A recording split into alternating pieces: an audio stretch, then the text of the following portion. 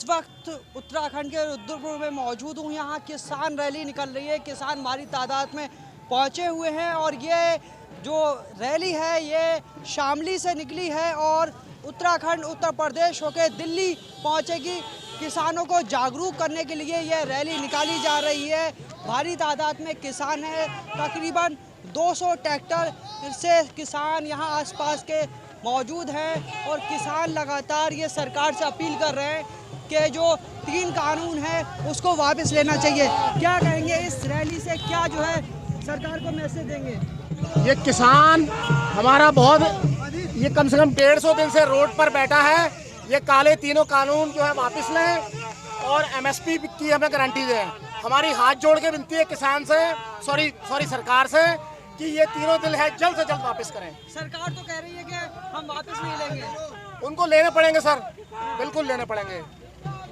आप देख सकते हैं भारी तादाद में यहाँ पब्लिक मौजूद है, किसान हैं, मजदूर हैं और उनकी ये मांग है कि सरकार को ये तीनों कानून वापस लेना चाहिए। आपको बता दूं मैं कि Ghazipur border, Singhu border, Shahjahanpur border पे पहले से ही प्रोटेस्ट चल रहा है। उसके बाद किसान पंचायत का दौर शुरू हुआ, किसान पंचायत हुई, अब ये ट्रैक्टर रैली निकाल के जागरूक किया जा रहा है। लगातार यहाँ पर किसान हैं और भारी तादाद में किसान यहाँ मौजूद हैं और सरकार से अपनी बात मनवाने की कोशिश में है। हम इस वक्त उत्तराखंड के रुद्रपुर में हैं। रुद्रपुर में ये किसान रैली निकल रही है जो शामली से चली है, रुद्रपुर उत्तराखंड होते हुए पीलीभीत यूपी, उसके बाद रामपुर मुरादाबाद होते हुए ये रैली दिल्ली के किसानों का कहना है कि इस रैली के ज़रिए जो किसान हैं उनको जागरूक करने की कोशिश की जा रही है और छोटे छोटे शहरों में, छोटे छोटे कस्बों में जाकर ये इस ट्रैक्टर रैली के ज़रिए किसानों को जागरूक करने की कोशिश कर रहे हैं। क्या कहेंगे सरकार इसके बाद कुछ मानेगी? सरकार सर अभी तो सरकार किसी की बात सुन नहीं रही है, लेकिन हमें पूरी उम्मीद है कि एक न एक दिन ऐसा जरूर आएगा जब सरकार किसानों की बात सुनेगी और हम इसी की उम्मीद के साथ लगातार संघर्ष कर रहे हैं। अच्छा, आपने जो है गाजीपुर बॉर्डर पर और दिल्ली के अलग अलग बॉर्डर पर किसान बैठे हुए हैं, उसके अलावा ट्रैक्टर रैली निकाली और किसान पंचायत हुई, मगर सरकार बैकफुट पर आने को स्थिति में दिख नहीं रही है। क्या कहेंगे? देखिए सर, उम्मीद पर दुनिया कायम है और हम ही इसी उम्मीद के साथ कि सरकार हमारे साथ अन्याय नहीं करेगी। लगातार हम इसी कोशिश में है कि सरकार किसानों की सुने, क्योंकि सरकार द्वारा बनाए गए जो कानून हैं उनसे लगातार किसानों को और आम जनता को बहुत बड़ा नुकसान है, जिस वजह से हम लोगों की लगातार कोशिश यही है कि सरकार जो है वो गरीब आदमी को साथ लेके चले, किसानों को साथ लेके चले, जिससे कि हम लोग तरक्की के रास्ते पर आएँ। सरकार तो पश्चिम बंगाल में बिजी है चुनाव लड़ाने में। देखिए, ये सरकार की अपनी नीति है, सरकार क्या कर रही है, लेकिन हम अपनी जगह पर अडिग हैं। हम अपने कानून वापस कराए बिना नहीं मानेंगे। अमित शाह कह रहे हैं हम बंगाल के किसानों को वहाँ से इंसाफ दिलाएंगे। क्या लगता है पूरे देश के किसानों को इंसाफ दिला दिया क्या? सर, जब तक जो किसान दिल्ली के बॉर्डर पर बैठे हैं, अगर उन्हें इंसाफ नहीं मिला तो क्या हम उम्मीद कर सकते हैं कि वो उन किसानों को इंसाफ मिलेगा? हमें सब किसानों को इकट्ठा होना है, लगातार संघर्ष लड़ना पड़ेगा, जिसमें हम लोग एक दिन कामयाब जरूर होंगे। अच्छा, आप क्या कहेंगे कि ये आरोप लग रहा था कि कुछ किसान बॉर्डर पर बैठे हुए हैं और बाकी जो है किसान खुश हैं इस बिल से, तो अब जो है छोटे छोटे शहरों में ये रैली निकल रही है, तो क्या जो है संदेश जा रहा है सरकार को?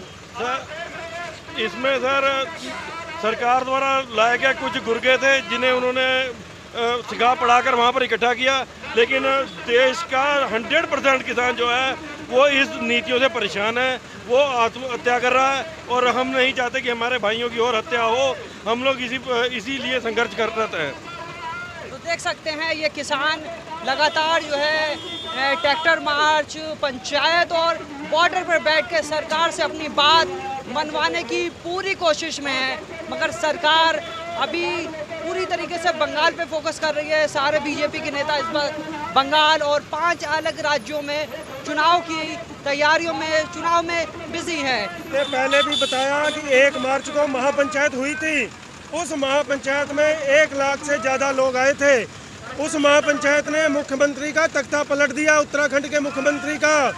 अब मोदी की बारी है। अगर सरकार नहीं मानी तो ये सेंट्रल सरकार का तख्ता भी अब पलट जाएगा। और जितनी जल्दी हो, इनको चेतावनी है कि तीनों काले कानून वापस लें और किसानों को अपनी घर वापसी कराएं, नहीं तो इनका तख्ता पलट तय है। मोदी ने उधर सारी मशीनरी लगा दी है, अब कोई कोरोना नहीं है। यहाँ से भारत से वो साका ननकाना साहब के लिए एक जथेबंदी की एक टीम जानी थी, इन्होंने कोरोना का हवाला देकर उसको रोक दिया। लेकिन अब लाखों लोग इकट्ठा हो रहे हैं बंगाल में, अब कोई कोरोना नहीं है। करोड़ों अरबों रुपया बर्बाद कर रहे हैं, मीडिया सारा बाय कर लिया इन्होंने।